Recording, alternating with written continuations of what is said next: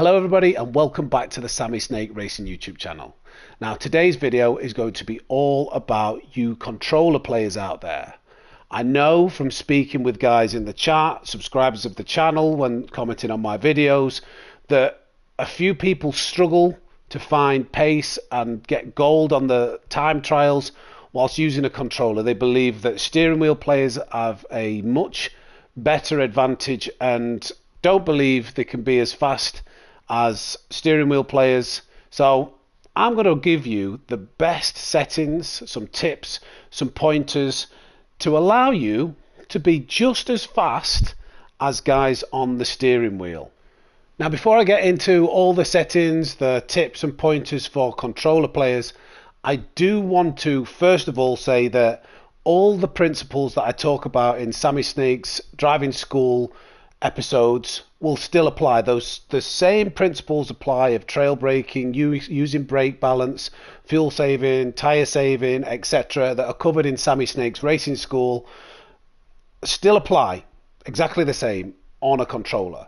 So if you are looking for tips and pointers on how to drive and how to, do those things better in the game, then check out those videos before we get into this.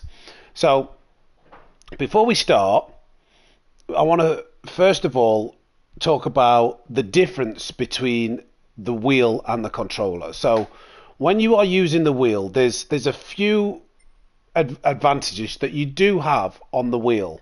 Now, the first thing is the fact that you can feel the level of grip. You can feel it directly in your hands. On a controller, you cannot do that. Also, you are able to be more precise with your inputs. You can turn exactly how much you want to, and you can react quick to fast chicanes. So there are some advantages. However, it is harder to execute. There's a lot more going on. So it is hard to do that. But the ability to be able to be more precise and be more consistent is definitely there on the wheel. Now, on the controller, there are a couple of advantages that you do have on the controller. So one is the AI built into the game searches for the perfect amount of steering when going around a corner. When you turn your stick left and right on your controller, the AI will search for the right amount of grip. Because what you don't realize on a wheel, if you turn way too much into a corner like you would in a normal car, if you're driving, it will just lose grip and understeer or scrub the tires, and it's just not ideal. On a controller, that's automated for you. Also, with a controller, there is a level of counter steer assist. So when you start to lose the back end and it slides out, it starts oversteering, the controller, if you turn the stick the opposite way, using the built-in counter steer assist, it makes it easier to save and catch the car. That's why drifting is so much easier on a controller. If you've ever done the missions for the drift trials, you'll notice that it's a hell of a lot easier on the controller, and that is why. It's because it's built in, that counter steer assist. So it's safer, and it would be impossible to play the game if those assists weren't built in just using a stick. So those are the differences between wheel and controller. Let's get into what you can do to overcome some of the drawbacks that you have whilst using a controller. Before we get into any settings and tips and pointers, I first want to establish what I would give you as my advised button mappings, what you should map the buttons to. So if we go to the top left hand corner, as you can see on the screen there, down to options, over to controllers, PlayStation 1 controller, you can see the buttons that I've mapped there. So I have R2 and L2 as brake and accelerate. The main ones that I would advise is accelerator and brake on R2, L2, gear changes on X and square, so your thumb can rest over that and be able to change up and down gear very easily. Circle would either be, at the moment it's mapped to overtake, because the recent time trial was an overtake button, but you can change that to handbrake for if you're rallying. And then I prefer to have the steering on the left analog stick. That is just basic. That I think that's the most easy to replicate. You can use the directional arrows for steering. You can also use the other analog stick as your accelerator and brake, but you can't trail brake. You can't have acceleration inputs at the same time as braking inputs, and sometimes that does help to keep a car stable. So for those reasons, this is what I would advise. The main ones: accelerator, brake, steering inputs, R2, L2 and the left stick, gear up X, gear down square, and overtake or handbrake as circle. So we've talked about mapping your buttons and making sure that they're set up optimally for your driving with a controller. Now I want to talk about probably the most critical thing to finding pace. If this isn't something that you've done already, you want to make sure that you're doing that. Optimize input lag. So for those of you not playing on a gaming monitor, make sure that your TV is in game mode. Switching it to game mode will decrease the input lag as much as it possibly can without using a gaming monitor. Well, if you're watching this and you're not sure what input lag is, that is the delay from what you see on the screen and reacting to that and putting an input through the controller or whatever device you're using. So when we're playing a racing game, it is so important to have that input lag as low as possible, because every millisecond counts. If you imagine you're coming out of a corner, you are waiting to hit the apex to be able to know when to start putting your accelerator input in, and you're waiting to see as soon as that's pointed in a straight line to be able to give it full acceleration, because the earlier you do that, the more time you will find all the way down that straight. If you have got, say for instance, a 1/10 of a second delay, you are losing so much time, and it's making the game much more difficult to play and to be fast. So game mode for those who use TV straight away. The next thing you want to do, make sure that you're using the latest HDMI lead. So a 2.1 HDMI lead. Use the PlayStation 5 brand one. I find that's the one that I use. That's great. For playing online, you want to make sure that you're plugged in, preferably. Online gaming, Wi-Fi is just not quite as responsive, so having a direct lead from your router to your PlayStation can also help with online gaming. You don't want lag, so if you're doing daily races, make sure that you've got an Ethernet cable plugged in. The next thing you want to make sure you're doing is on your controller, make sure that it's plugged in and not connected via Bluetooth. That can help to decrease the time it takes to pick up on your inputs from the controller. And then I'd say lastly, and this is taking it to the nth degree, in your controller settings, what I would advise, you can do this on both, or you can do this on just the brake. Brake off for the trigger effect. Having the trigger effect turned on can actually slightly affect the input time. It can have a slight delay from having that turned on. So definitely off for the brake. Accelerator, because when you're using a controller, that's about the only thing you have for feel. It's resistance on the accelerator, and when using a controller, if you have this turned on, you'll know when the back tires are spinning. One way that you'll know that the back tires are spinning is when that goes light, where the trigger goes light. So it's kind of feedback to know that you need to ease off the accelerator. So it's up to you, it's personal preference. I leave it on because I want to be able to feel the little things that I can, but you might want to experiment with it off to absolutely optimize that input lag. Now that we've got our button maps correctly and set up perfectly to be able to find pace, and we've lowered the input lag as much as possible, The next thing that we want to try and overcome is the fact that we don't have that feel. So we don't have a direct connection to the car, and we don't have that force feedback through this wheel to know when the car is losing grip. So the best way to overcome that is the only other two senses that we have.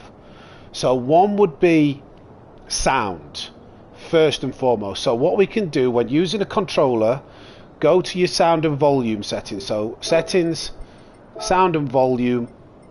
And what we want to do here, actually, you'll notice I do this anyway when using a wheel. You want the tire squeal probably as high as, this is just for performance. It might not make the game might affect the quality of sound and it not sounding great because you just hear the tires screech all the time. But turn that up and consider turning every other sound down, because what you can do, you can tune your ears in to hear when those tires are really starting to squeal and on the edge of grip, and that can be an indication that you use to know, right, I'm pushing it too hard around that corner, we're on the limit of grip here. So you can tune yourself in to the sound to know when you are pushing too hard. The other thing that you can do is visually learn apex speeds. So I will give you an example, and I will use my controller whilst doing that. For the last corner at Nürburgring GP in the latest time trial, and I'll show you how this can work. Okay, so we're coming up to the last corner of Nürburgring GP, and what we want to do, we want to learn at what point, for how tight this corner is, what is the speed that we can carry around the corner. So it looked at around 55 mile an hour there. We entered at about 60 mile an hour and it was understeering out. So let's go again and try 55 mile an hour as we enter that corner. We'll try and enter the corner at the right speed. And you need to be paying attention to the mile an hour that you are carrying around this corner. So get it down to 55. That was just on the limit. We were a bit early on the gas, but now we've got a reference. We know for that corner that we can go around that at 55 mile an hour. We've got a visual reference that we can see. So if I come up to this corner again, I can start to build some level of consistency. I might tweak that, and go, right, should we try entering at just under 55 mile an hour because we know the car can grip, and then get on the gas earlier. So maybe go a little bit less, let it rotate, and then get on the gas a little bit earlier. But because we now know that 55 mile an hour, for how tight that corner is, that is what this car starts to turn in at. We can have a visual reference for, instead of a feel, to know when the car should grip. And that is imperative when using a controller. You can't feel the understeer physically, so you have to rely on the sound and also your visual aids. So that is something that you really need to start implementing. It's not hard. It's not hard in your peripheral vision if you focus and practice on it to be able to just glance and see how many mile an hour that you're going around the corner. So that is something that I highly recommend that you start building. Start building into your driving. Start remembering the apex speeds that you can carry around corners to really extract the most amount of pace, and that will help you to find more pace. It wouldn't take long to learn that on a car like this, on a track like this. But if all else fails on time trials, you can always look at the replay and see and pay attention to the speed that they are going around that corner, and that can be your reference. Yes, it takes longer than on a wheel, but it's a lot cheaper on a controller, and there's still ways to be able to do that. So that is what I would recommend that you should do if you are using a controller. Right, let's talk about one of the most important settings when using a controller, and that is the old controversial controller steering sensitivity setting within the game. Now, this is controversial to wheel users. There's a lot of hearsay about whether if you turn this up and down it should affect your wheel. We're here to talk about controller though. So this is something that you should be changing depending on the car that you're driving. So the Honda Ioniq that we've just driven, it's a very heavy, reasonably powerful car, but it suffers from understeer. So the rule of thumb that I want to give you here is, for your heavier, more understeery cars, particularly with tyres that don't have as much grip, like in this car, sports hard tyres, being smooth is crucial, and not turning in too much that it creates that you're asking too much of the tyre and the car to be able to grip in. So the rule of thumb for these types of cars is anywhere from 1 to 4 is what I would say. Maybe 0 to 4, and this is down to a bit of personal preference. So heavier, understeery cars with tyres that don't have a lot of grip, 0 to 4 is for those smooth transitions. Now, when we start graduating up to lighter cars with grippier tyres that are your race cars, take a Formula 1 car for instance, we want to be able to transition quickly, and because we're going so much faster, we need to be able to respond to that. And if we have the sensitivity all the way down at 0, the AI is going to be turning quite smoothly, and say a section like Sector 1 of Suzuka, where you've got all the S's, it's going to really struggle to turn fast enough to go through there. So for cars like that, it wants to be from 4 to 8 is what I would recommend. That's what I like to do. You need a higher sensitivity for your lighter race cars. And this is really important that you need to try this out and set this to the specific car, the specific combo, to be able to drive as fast as you can around that track. So personal preference to a degree, but the rule of thumb is, if the car is understeery and heavy, lower sensitivity. If it's faster and lighter, and you need to have quick responses, have it between 4 and 8. However, with the caveat of, if the car becomes twitchy and it starts to oversteer too much, you may want to lower the sensitivity. For instance, the Red Bull X1 car, if you turn it all the way up to 8, and with the amount of power that it's got, it may become hard to control, so you may actually want that on 4 or 5. It's trial and error, but the point I'm making is, don't just leave it on 4 for every single car. There will be advantages and disadvantages to having it on that number, and you need to try out different controller sensitivities depending on the car on the track that you are driving. So don't just leave that the same, and that is your general rule of thumb for what you should be considering when adjusting the controller sensitivity.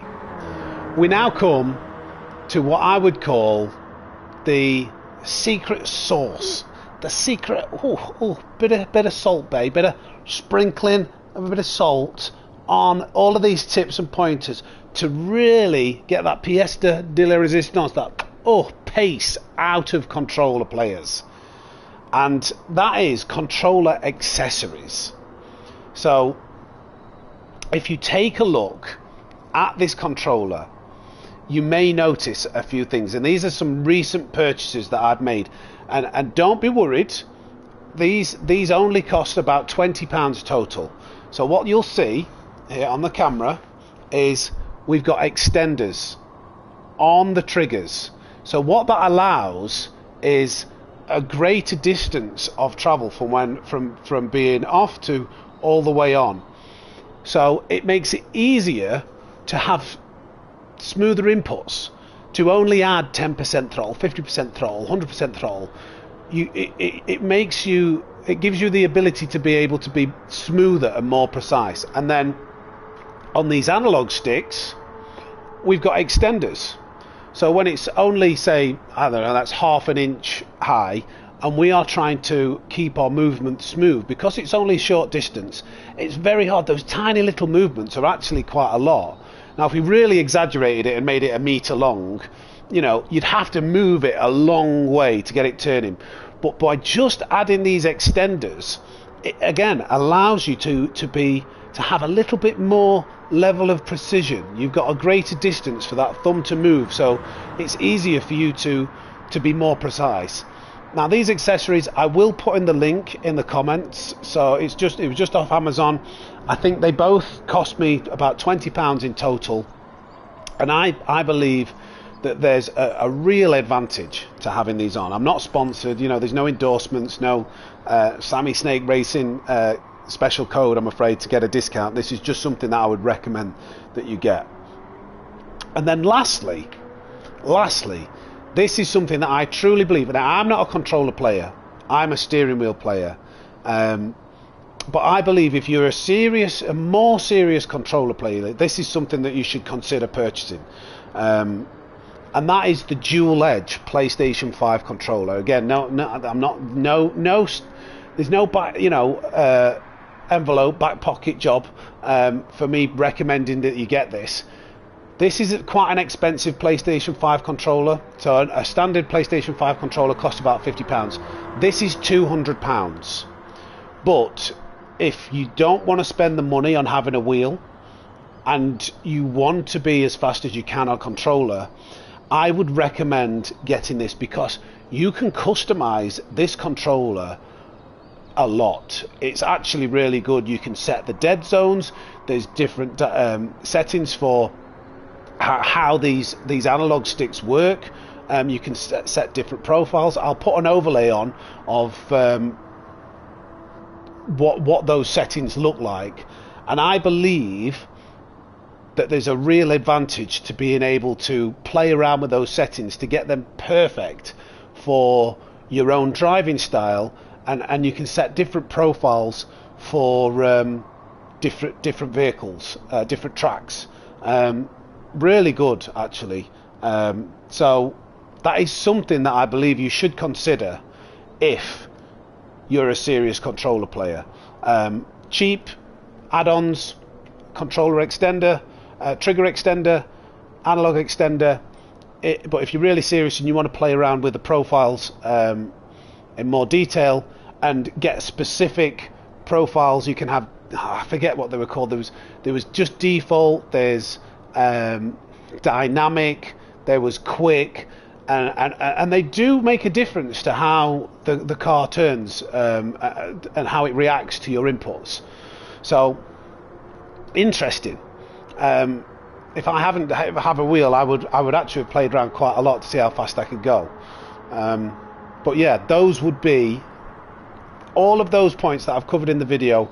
Would be everything that I would do if I was on controller to be able to be as quick as I can, to compete online, to beat my friends on the leaderboards, and perhaps you can have some bragging rights. If you start beating the guys on the wheel, you can definitely brag and say, look, I didn't even spend all this money, you've spent hundreds of pounds on a wheel and whatever, and I'm beating your times and I'm just on a controller.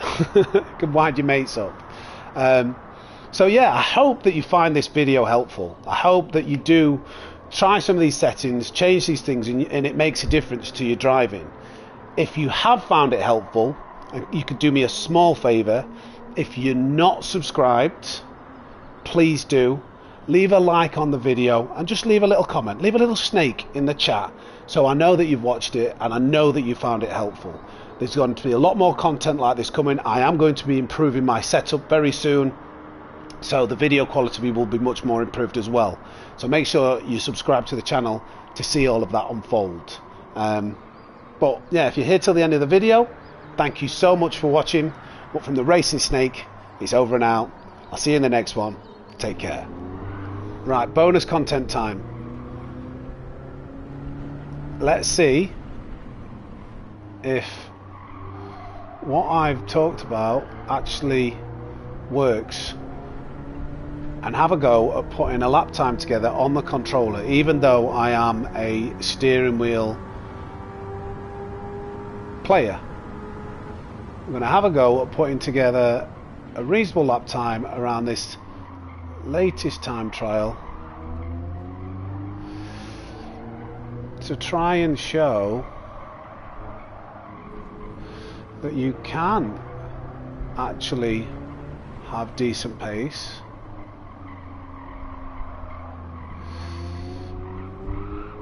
using a controller. Now, I don't expect to be anywhere near this Ghost by the end of the lap, or anywhere near my best time of 36.4, because that is where all of my hours have been spent on the wheel. This Ghost is a top 10 time in the world. But what I am hoping happens is that I show it is possible to put decent lap times in using a controller.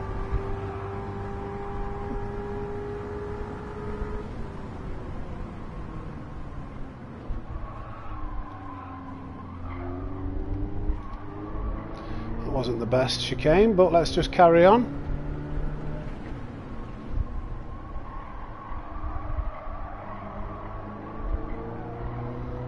So that was okay. We haven't put a lot of effort into this, and there we go, a 36.983 on the controller. Let's have a look where that would have put us on the leaderboard. A 36.983.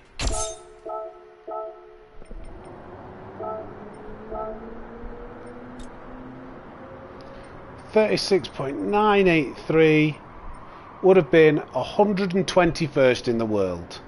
So there you have it. There's your bonus content. Not as fast as on the wheel, but with some practice I'm sure I could improve on that. So there you go. Bonus content. Like, subscribe, share. See you in the next one.